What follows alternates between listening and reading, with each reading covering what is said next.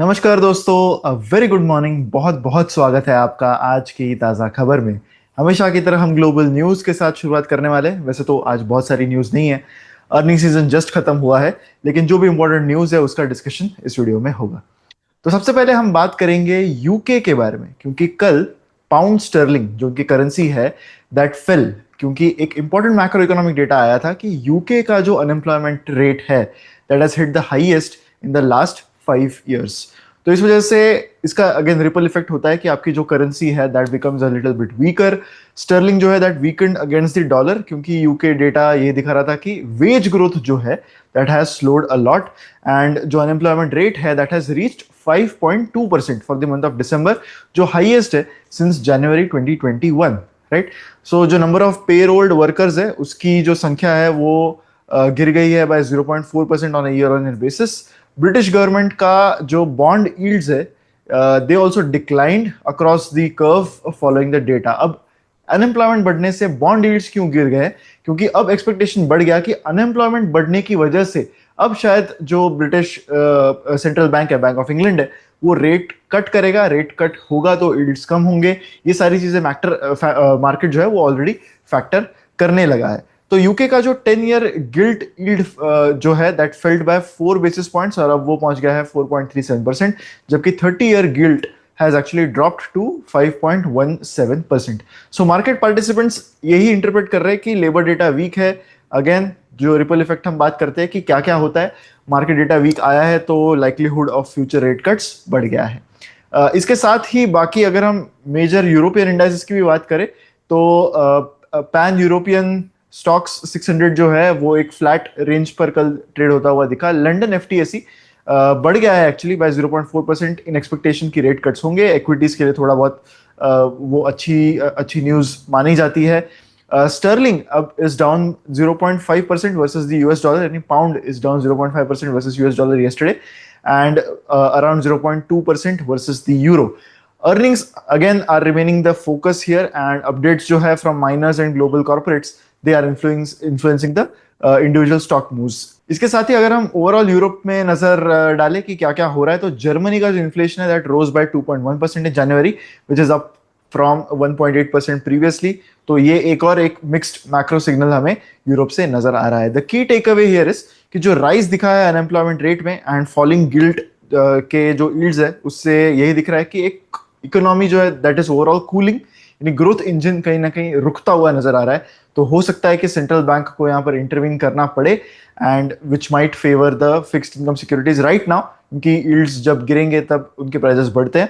But it remains to be seen कि longer term effects यहाँ पर क्या हो सकते हैं। The next news is about the oil prices. तो ऑयल प्राइसेस कल भी गिरते हुए दिखे, क्योंकि ईरान के साथ जो टॉक्स है, न्यूक्लियर टॉक्स है यूएस के, वो वहां पर कुछ प्रोग्रेस करंटली नजर आ रहा है।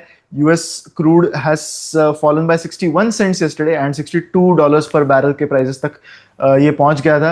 ईरान और US have reached a general agreement on guiding principles, जो जिनेवा में टॉक्स जो रखे गए थे उसमें ये करंटली बताया जा रहा है। ईरानियन फॉरेन मिनिस्टर जो है उन्होंने डिस्क्राइब किया कि जो डिस्कशंस थे वो काफी सीरियस और कंस्ट्रक्टिव रहे।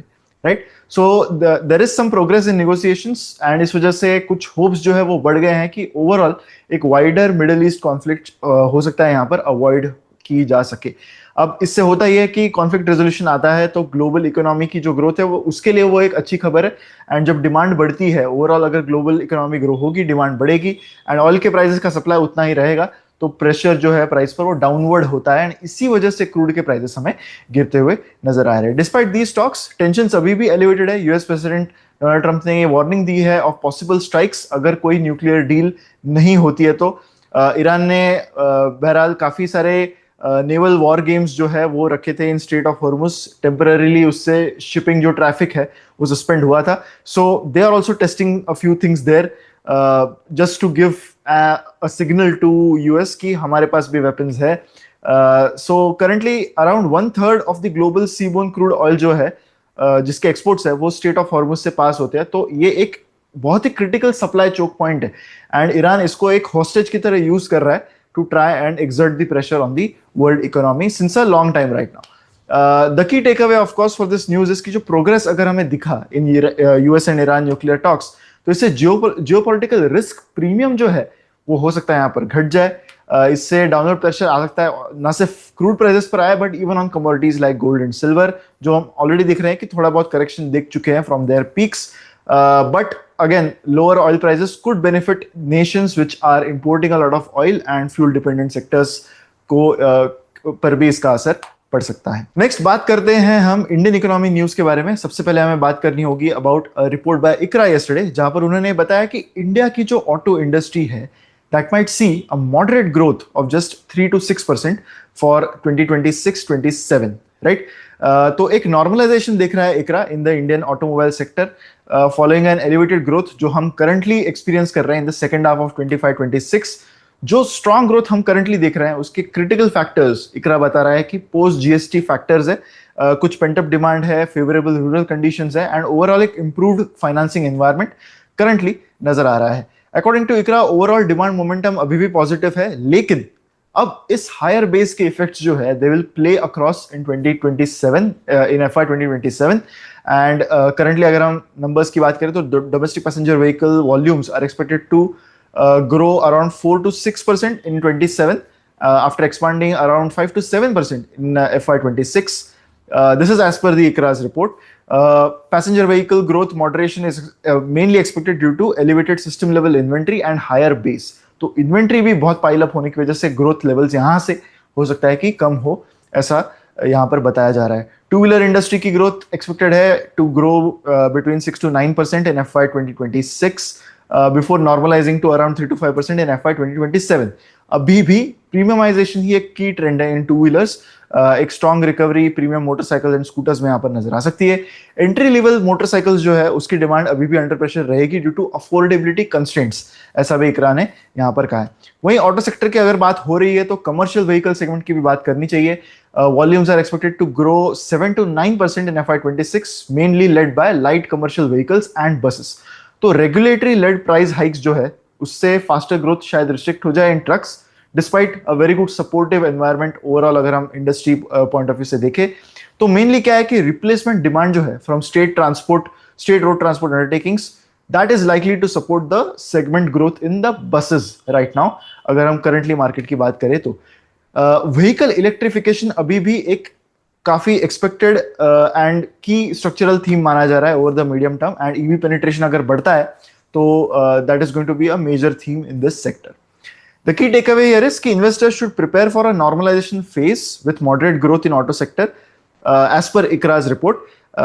क्योंकि यहाँ पर कुछ इंपॉर्टेंट पॉइंट्स भी उन्होंने बताया कि जैसे जीएसटी पोस्ट जीएसटी के जो इफेक्ट्स है, ओवरऑल पेंट अप डिमांड है, all these things are creating a very high base effect and इस वजह से आगे आने वाली ग्रोथ हो सकता है कि थोड़ी सी कम रहे। आगे स्टॉक वाइज न्यूज की बात करते हैं जहां पर हम बात करेंगे about the FMCG margins. So according to a report by Systematix FMCG के मार्जिन्स हो सकता है कि अंडर प्रेशर रहे यहां से, क्योंकि 9% जो ईयर ऑन ईयर ग्रोथ देखी गई है that has lot of factors जो सस्टेनेबल इन नेचर नहीं है, ऐसा सिस्टमैटिक्स ने यहाँ पर नोट किया है।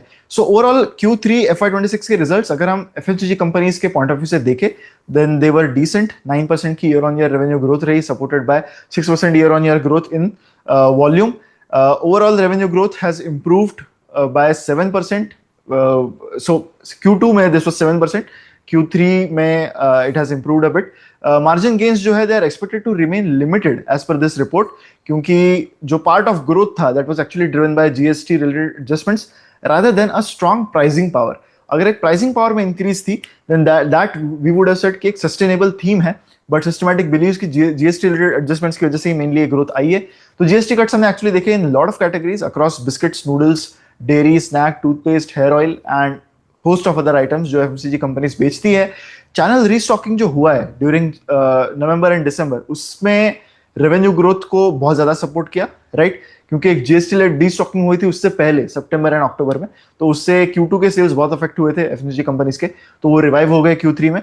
अब रीस्टॉकिंग लेड जो ग्रोथ है that Systematix believes is very temporary in nature and does not translate into sustainable margin expansion, right? तो प्राइस करेक्शंस बहुत सारे कैटेगरीज में ऑलरेडी देखे गए हैं and because of GST cuts and obviously अभी आगे देखना होगा कि कैसी ग्रोथ यहाँ पर आएगी। The key take away is कि despite healthy 9% revenue growth margins अभी भी कैप्ड हो सकते हैं mainly due to high competitive intensity and overall macro picture में जो जीएसटी रिलेटेड बेनिफिट्स थे वो अब शायद यहाँ से आगे सस्टेन ना करे। नेक्स्ट बात करते हैं इन्फोसिस के बारे में। इन्फोसिस के शेयर्स कल एक पॉइंट ऑफ टाइम पर 3% से भी ऊपर थे क्योंकि कंपनी ने एक पार्टनरशिप डिक्लेयर की with who but none other than Anthropic to develop AI solutions. तो एंथ्रोपिक जो रीजन रहा है actually for lot of IT stocks declining in the past few days, उसी कंपनी के साथ इन्फोसिस ने पार्टनरशिप अनाउंस कर दी। For some reason stock market has taken liking to that. Infosys ने कोलैबोरेशन किया with Anthropic to develop and deploy advanced enterprise AI solutions. ये जो पार्टनरशिप है that will initially focus on the telecommunication sector and इसी के साथ एक creation of a dedicated centre of excellence for AI agents, इसकी भी बात इस एग्रीमेंट में हुई है। ये जो कोलैबोरेशन है that is expected to expand into financial services, manufacturing and software development over time, ऐसा भी इस फाइलिंग में कहा गया है। ये जो पार्टनरशिप है वो कंबाइन करती है एंथ्रोपिक के cloud models including the cloud code with Infosys का टोपाज एआई सॉल्यूशंस। ऑब्जेक्टिव यही है कि इससे एंटरप्राइजेस को हेल्प हो सके to automate basically the complex processes, accelerate software development and adopt AI with strong governance and transparency. So जो key focus है वो agentic AI का है जिससे system जो है वो autonomously manage हो, multi-step tasks यहाँ पर बन सके rather than just responding to prompts. So इसके काफी सारे use cases है which include claim processing, code generation and testing, and इसके अलावा compliance reviews, particularly जहाँ पर industries बहुत regulated है, right? वहाँ पे इसका help हो सकता है। जो collaboration that will also support legacy system modernisation and जिससे एंटरप्राइजेस को अपनी कॉस्ट शायद कम करने में काफी हेल्प हो सकती है, right. The key take away here is कि जो स्ट्रेटेजिक पार्टनरशिप है विद एंथ्रोपिक, इससे इन्फोसिस की जो position as a leader in the agentic AI space ये थोड़ी सी और बेहतर हो जाती है, shifting the investment thesis from the traditional labour based outsourcing to autonomous AI driven services. तो आईटी कंपनीज के लिए हो सकता है कि ये उतनी बुरी चीज ना हो, बट आईटी एम्प्लॉयज के लिए it remains a question mark at this point of time. Next बात करते हैं एसआरएफ के बारे में। एसआरएफ के शेयर्स कल 4% तक गिरते हुए दिखे क्योंकि कंपनी की जो प्रोमोटर एंटिटी है which is Kama Holdings, they decided to sell 3% stake in the open market, right. तो ये जो डिक्लाइन है that is followed by this announcement, जो स्टेक सेल है that will be done in the open market by March 2027, ऐसा भी यहां पर कहा गया है this filing. After the completion of the sale जो प्रोमोटर होल्डिंग है एसआरएफ में वो 50% के थ्रेशोल्ड से कम हो जाएगी। कामा होल्डिंग्स की जो होल्डिंग है that will reduce below the 50% threshold. Kama Holdings ने ये कहा है कि they are currently unable to determine the cash consideration जो उन्हें इससे मिलेगा क्योंकि they are selling this take over a long period of time. So किस प्राइस पर ये बेसिकली सेलिंग होगी वो हमें पता नहीं है currently. As of December 31 Kama Holdings held 50.21% stake in SRF. तो इस न्यूज की वजह से एसआरएफ के शेयर्स डिक्लाइन हुए, लेकिन कामा होल्डिंग्स के shares have actually gained by 4% yesterday. तो होल्डिंग कंपनी डिस्काउंट का एक कंसेप्ट होता है जब कामा होल्डिंग्स की जो कंप्लीट एंटिटी है जो in fact is listed by the way, तो कामा होल्डिंग्स अगर बेचने के लिए रेडी है एसआरएफ जैसी कंपनी जो उनकी एक सोल होल्डिंग है, तो उससे होता यह है कि मार्केट को शायद कॉन्फिडेंस आता है कि ये जो कंपनी है that might actually liquidate more of its stock. इससे होल्डिंग कंपनी डिस्काउंट थोड़ा सा नैरो हो जाता है एंड जो होल्डिंग कंपनी है उसकी प्राइस थोड़ी सी ज्यादा अट्रैक्टिव हो जाती है। So that was our news for today. अब हमारे फाइनल सेक्शन पर बढ़ते हैं हम, which is the believe it or not section, right. तो यहां पर हम बात करने वाले हैं दिल्ली के होटल प्राइजेस की because of the current AI summit जो वहां पर हो रहा है। एज वी स्पीक ये एआई समिट करंटली जारी है इन दिल्ली। अगले 3 दिन के लिए ये समिट जो है यहाँ पर जारी रहेगा। इस वजह से ये एआई समिट में there are going to be so many delegates, right. बहुत सारे इट इज एक्सपेक्टेड कि 10,000 foreign delegates are basically attending this AI summit and 35,000 plus total registrations हुए हैं। सो जो होटल प्राइजेस में जो जंप दिखी है that is crazy, right. Standard luxury rooms जो है that typically cost between 20,000 and 40,000, right. Standard luxury rooms उसके prices have gone up to 1 lakh rupees per night in New Delhi, right. Ultra luxury suites जो है they are seeing a dramatic spike, जहां पर some reports are even indicating कि कुछ rooms are priced as high as ₹30 lakhs per night, right. Top tier presidential suites है ये। And Delhi के बहुत सारे जो फ्लैगशिप 5-star होटल्स हैं including ITC Maurya, Taj Palace, Leela Palace, they are reportedly near full capacity और completely sold out for the peak summit dates which is from February 18th to 20, right.